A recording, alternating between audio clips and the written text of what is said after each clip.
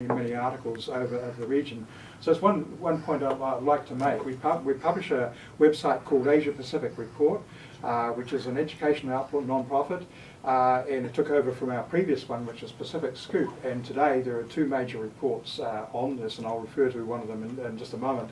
The second one is actually about the West Papua mine, Freeport mine, extraordinary investigative report. So do suggest you go to that and read up about it. But the other thing I'd like to make, because we have been following events for quite a number of years now, and I'd say that there's a significant change. There's been a groundswell right across the Pacific in terms of Pacific countries. Sometimes we're not so aware of it here in Australia and New Zealand, who are left behind, but the Pacific countries, particularly the Solomon Islands, Vanuatu used to be championing the West Papuan cause alone for many, many years. Now the Solomon Islands is really the country pushing most. We've been let down a little bit by the governments of Fiji and Papua New Guinea that have really been collaborating in a sense with Jakarta because of aid. The Indonesian government's been pouring in massive aid, particularly in Fiji and Papua New Guinea, and so both of those countries, which are the leading Melanesian countries, have been taking back foot on this.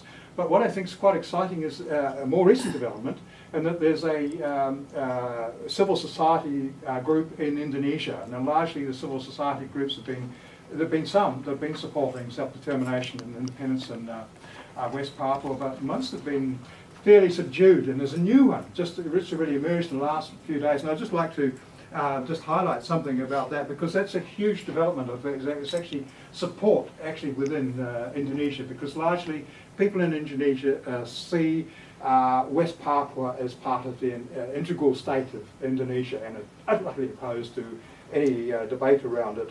And Jason McLeod, who wrote a really good book, Merdeka and the Morning Star, it was really good background because he's written very much about the civil society movement that's actually been developing in the last few years in West Papua, and he said this is the most remarkable development he's really come across in recent times. But I want to just quickly highlight something of what this group has been saying, which is extraordinary in the Indonesian context, and saying, why is it important to be in solidarity with West Papua?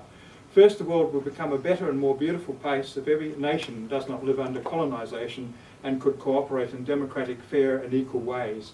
Second, what we see in West Papua is a systematic and inhumane oppression. When we talk about humanity, but let colonisation continue in Papua, we are actually promoting inhumanity.